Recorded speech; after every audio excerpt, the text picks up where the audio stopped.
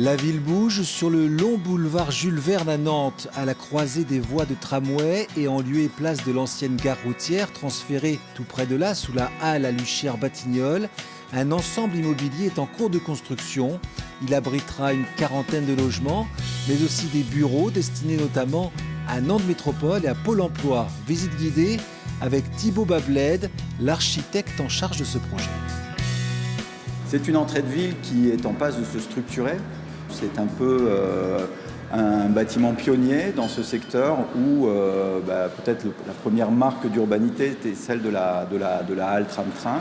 Dans le bâtiment qui est la figure de proue, on aura tous les programmes tertiaires.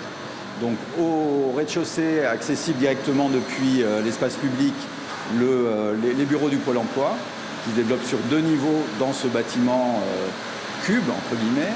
Et puis au-delà, sur les 4 autres niveaux, les bureaux du pôle Erdre-et-Loire de Nantes Métropole, un cabinet dentaire et un cabinet de médecins qui s'installent en plus des logements.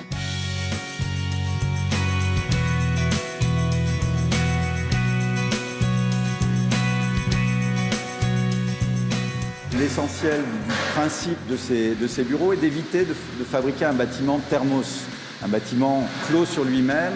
C'est pour ça qu'on a conçu un bâtiment qui s'organise de façon annulaire autour d'un atrium central. C'est une pièce majeure du projet. L'atrium, la couronne de distribution, les bureaux, l'enveloppe clos-couvert, la double peau. C'est la convection naturelle qu'on a voulu organiser à travers la verrière qui se trouve en sommité de l'atrium. On a un système de volets qui sont réglables à la demande et ensuite un système d'écailles de vitrage fixe qui forment des pièges à son disjoints qui laissent passer un filet d'air qui lui permet de doser, de rafraîchir ou de réchauffer selon la saison cette lame d'air intermédiaire.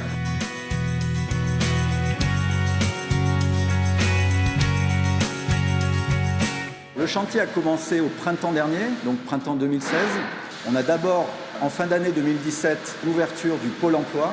Premier trimestre 2018, l'ouverture et l'emménagement du pôle Erdre-et-Loire.